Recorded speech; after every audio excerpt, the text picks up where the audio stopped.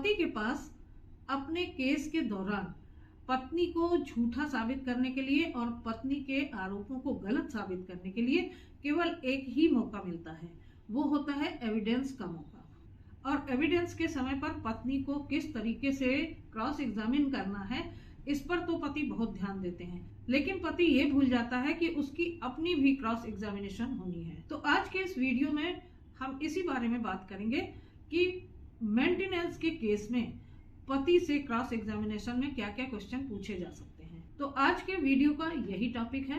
तो वीडियो शुरू करूं उससे पहले आपसे रिक्वेस्ट है कि अगर अभी तक आपने मेरे चैनल को सब्सक्राइब ना किया हो तो प्लीज सब्सक्राइब कर लीजिए और बेल आइकन को प्रेस करना बिल्कुल मत भूलिएगा, ताकि ऐसे ही इम्पोर्टेंट लीगल इंफॉर्मेशन आप तक सबसे पहले पहुंचती रहें।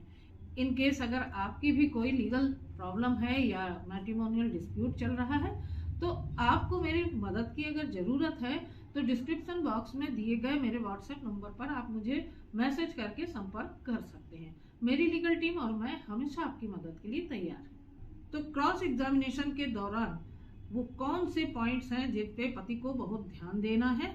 तो सबसे पहला पॉइंट ये है कि जब भी क्रॉस एग्जामिनेशन होता है तो पति बहुत घबरा जाया करते हैं, विटनेस घबरा जाते हैं, और ऐसे में उनको बिल्कुल भी घबराने की जरूरत नहीं है जब तक वो ठंडे दिमाग से वहां पर क्वेश्चन को समझेंगे नहीं, सुनेंगे नहीं, और तब तक वो उसका सही आंसर और एक लिमिटेड आंसर नहीं दे पाएंगे। अब क्रॉस एग्जामिनेशन के दौरान माहौल ही ऐसा होता है कोर्ट का कि सामने जज साहब बैठे हैं, अपोजिट पार्टी का काउंसिल भी सामने है और साथ में तमाम सारे लोग भी वहां पर मौजूद होते हैं। तो ऐसे में अपना मानसिक संतुलन बनाए रखना, अपने आप को कूल बनाए रखना बड़ा मुश्किल हो जाता है और हर बात में पति जो है वो काफी कॉन्शियस हो जाता है उस समय। और ऐसे माहौल में घबराकर पति के सोचने और समझने की शक्ति भी कमजोर पड़ जाती है, जिस कारण से पति और भी ज्यादा घबरा जाया करते हैं और इसी डर में पत्नी के एडवोकेट के सवालों के जवाब वो गलत दे देते हैं या फिर इधर उधर की बातें उसमें बताने लगते हैं। तो ऐसा बिल्कुल भी नहीं करना है।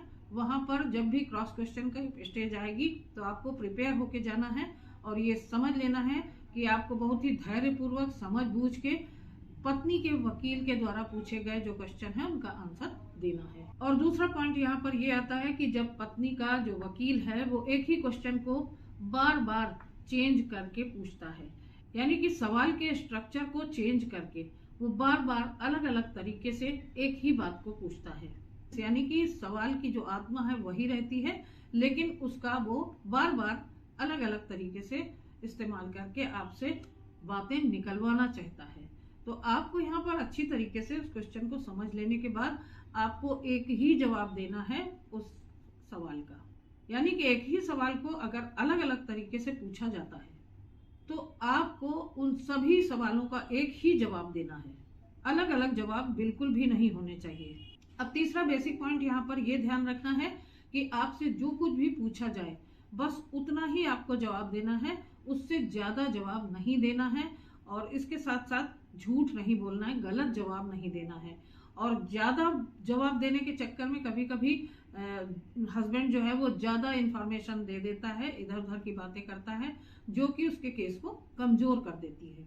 तो ये थे कुछ बेसिक पॉइंट्स जिनका कि क्रॉस एग्जामिनेशन के समय पति को ध्यान में रखना है, यानी इसी तरीके से उसको अपने आप को कंट्रोल करके और इस तरीके से समझ के क्वेश्चन को समझ के जवाब देना है, दूसरे गलत जवाब नहीं देना है और इधर उधर की इंफॉर्मेशन उसमें नहीं जोड़नी है। ये सारे बेसिक पॉइंट्स हैं तीनों जिनके हिसाब से पति को क्रॉस एग्जामिनेशन में अपीयर होना है। अब हम जानेंगे कि क्रॉस एग्जामिनेशन के दौरान कौन कौन से क्वेश्चन पूछे जा सकते हैं और उनके सही जवाब क्या हैं। ये क्वेश्चन आंसर केवल आपको एक आइडिया देने के लिए बताए जा रहे हैं कि किस तरीके से आपको क्वेश्चंस के आंसर देने हैं और किस तरीके से क्रॉस एग्जामिनेशन को पेश करना है। तो सबसे पहला यहाँ पर ज्यादातर क्वेश्चन यही होता है, पॉसिबल क्वेश्चन होता है कि आपकी पत्नी मायके कब गई। तो यहाँ पर पति को बिल्कुल एग्जैक्ट स्पेसिफिक टाइम, डेट और ईयर बताना है जब उसकी पत्नी मायके गई। ऐसा ना हो कि आप इफ एंड बट में ही उलझे रह जाएं।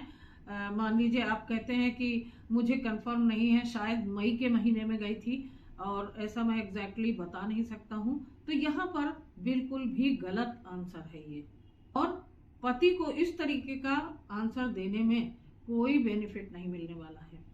यहाँ पर आपको एग्जैक्टली स्पेसिफिक डेट पर, फला फला डेट पर, फला ईयर में, फला टाइम पर मेरी पत्नी मायके चली गई थी, ये आपको कॉन्फिडेंटली बताना है, तब आपका आंसर सही माना जाएगा। जो दूसरा क्वेश्चन है वो मोस्ट पॉसिबल ये क्वेश्चन हो सकता है कि आपकी पत्नी मायके क्यों गई। अब ऐसे में अगर पति कहता है कि मुझे पता नहीं कि वो क्यों चली गई मायके, वो अपने आप से चली गई, ये आंसर बिल्कुल भी सही नहीं है। पति को सही ढंग से उत्तर देना है कि मेरी पत्नी अपनी मर्जी से अपने मायके चली गई। हम दोनों की मैरिड लाइफ के बीच में छोटे मोटे कंफ्यूजन थे, लेकिन मेरा ये इंटेंशन कभी नहीं था कि वो मुझे छोड़कर मायके चली जाए या मुझे छोड़कर चली जाए, और ना ही मैंने कभी उसको घर छोड़कर जाने के लिए मजबूर किया है। यहाँ पर आप इसी बात को इस तरीके से भी कह सकते हैं कि हमारी मैरिड लाइफ में कोई भी इशू नहीं था, लेकिन फिर भी मेरी पत्नी अपनी मर्जी से मेरा घर छोड़कर चली गई, जबकि आपने उसे कभी भी घर छोड़ने को मजबूर नहीं किया और ना ही प्रेशराइज किया। अगर पत्नी आपकी मारपीट के आरोप लगाती है तो आपको यहाँ पर बिल्कुल साफ जवाब देना है कि आपने कभी भी अपनी पत्नी के साथ मारपीट नहीं की, आपने कभी भी अपनी पत्नी के ऊपर हाथ नहीं उठाया। और इसका ये प्रूफ है कि कभी भी मेरी पत्नी ने, जिस समय वो बता रही है कि उसके साथ मारपीट की मैंने, तो उस दिन या उसके कई दिनों तक या कई महीनों तक कोई भी एफआईआर की हो या फिर कोई भी शिकायत किसी से की हो। इस तरीके की कोई भी एविडेंस नहीं है। हालांकि ये क्वेश्चन पत्नी के क्रॉस एग्जामिनेशन के लिए ज्यादा इम्पोर्टेंट है। और अब अगले क्वेश्चन पर आते हैं कि अगला मोस्ट प्रोबेबली जो पूछा जा सकता है क्वेश्चन, वो ये हो सकता है कि आपने क्या अपनी पत्नी को वापस लाने की कोशिश की। तो यहाँ पर अगर आप कह देते हैं कि नहीं, मैंने कोई कोशिश नहीं की क्योंकि वो अपने मन से गई थी, तो अपने मन से आ जाती, तो ये बिल्कुल भी गलत होगा। कोर्ट के सामने आपको कभी भी ये नहीं बोलना है कि आपने अपनी पत्नी को जाने दिया इसलिए कि वो अपनी मर्जी से गई और आपने वापस उसे बुलाया नहीं। यहाँ पर आपको कहना है कि हाँ, मैंने अपनी पत्नी को वापस बुलाने की, वापस लाने की बहुत कोशिश की, लेकिन फिर भी वो वापस नहीं आई, और जब वो मायके जा रही थी तब भी मैंने उसको रोकने की कोशिश की और वो नहीं रुकी। और इसके बाद मैंने पत्नी को फोन किया, मैं उसे लेने मायके गया उसके, लेकिन फिर भी वो मेरे साथ नहीं आई। और इसके बाद भी मैंने अपनी पत्नी को वापस लाने के लिए, वापस बुलाने के लिए लीगल नोटिस भेजी, उसके परिवार वालों से बातचीत की। इसी सवाल के जवाब में आप यहाँ पर, अगर आपने सेक्शन 9 का केस किया है कंजुगल राइट्स का, तो फिर आप उसको भी इसी जगह पर मेंशन कर सकते हैं कि मैंने अपनी पत्नी को वापस बुलाने के लिए सेक्शन 9 का केस भी किया। और अगर आपने कोई पंचायत करी है पत्नी को वापस बुलाने के लिए, अपने रिश्तेदारों के, जानने वालों के थ्रू ये पंचायत की है या उसको बुलाने की कोशिश की है, उसे भी डिटेल में बताएं कि वो मीटिंग या पंचायत वो कहाँ पर हुई, किस जगह पर हुई, किस डेट पर हुई, किस समय हुई, और कौन कौन लोग उस मीटिंग में शामिल हुए थे, क्या लिखा पढ़ी उस मीटिंग में हुई थी और उसका कंक्लूजन क्या निकला। ये सारा डिटेल आप वहाँ पर इस क्वेश्चन के आंसर में बताएंगे। इसके बाद जो नेक्स्ट क्वेश्चन है वो हो सकता है कि आपसे पूछा जाए कि आपकी पत्नी की इनकम है या नहीं है, आपकी पत्नी अर्निंग है, कमाती है या नहीं कमाती है।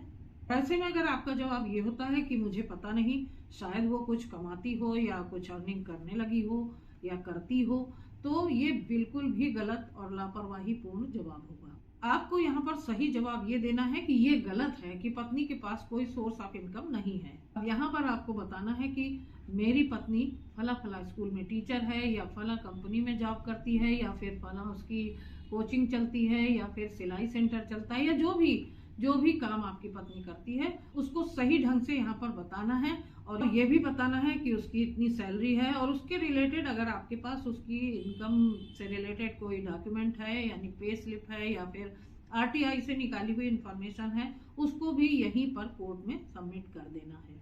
अब यहाँ पर अगला क्वेश्चन क्या हो सकता है कि आपकी इनकम कितनी है, तो यहाँ पर आपको अपनी इनकम के रिगार्डिंग बताना है। ऐसे में अगर पति कहता है कि मेरी इनकम बहुत कम है और मैं कभी कभी ओवर टाइम कर लेता हूँ या एक्स्ट्रा काम कर लेता हूँ, तो ये जवाब बिल्कुल गलत है। सही जवाब ये होगा कि अगर आपकी इनकम 30,000 है या 40,000 है, तो आपको वहाँ पर सही बताना है।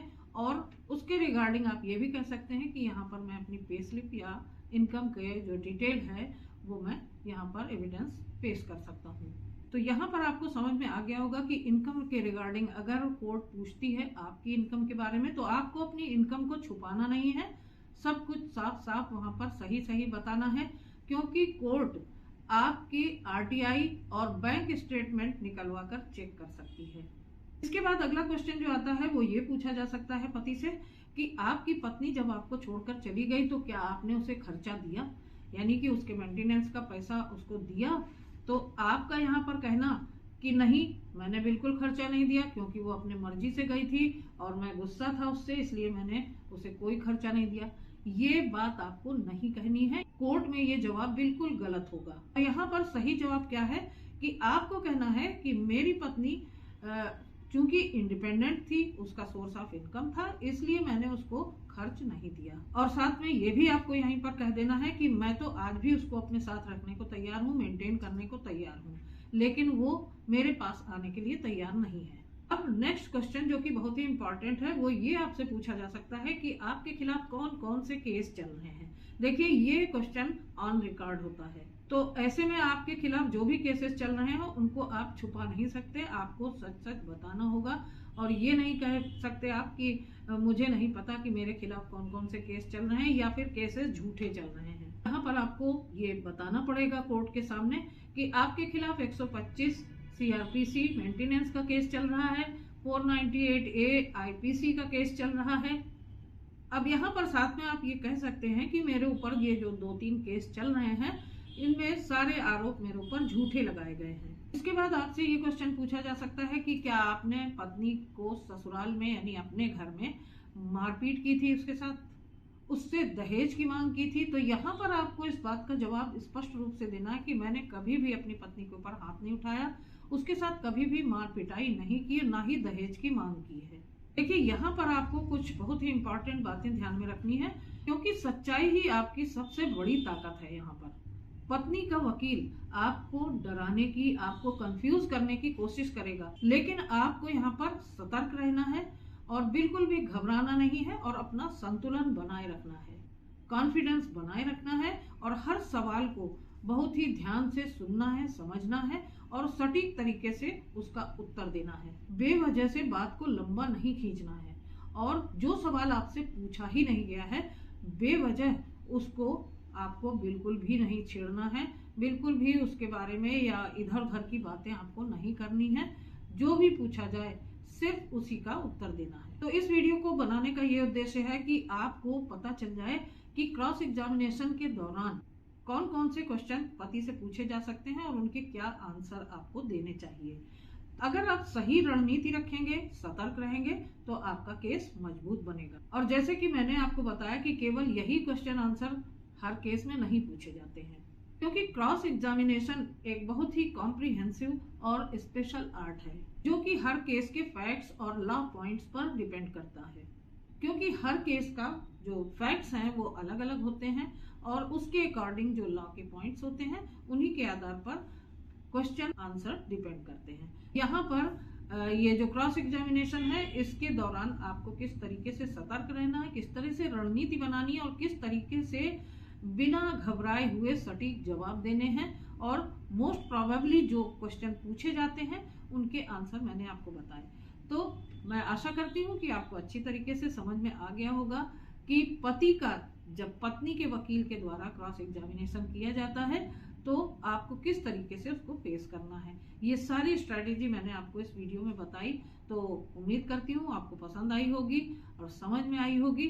और वीडियो अगर पसंद आया तो वीडियो को ज़्यादा से ज़्यादा लाइक और शेयर भी कर दीजिएगा, ताकि जो नीडी हैं, जो इस पैनिक सिचुएशन से गुजर रहे हैं, ऐसे लोगों तक ये इन्फॉर्मेशन पहुंच सके।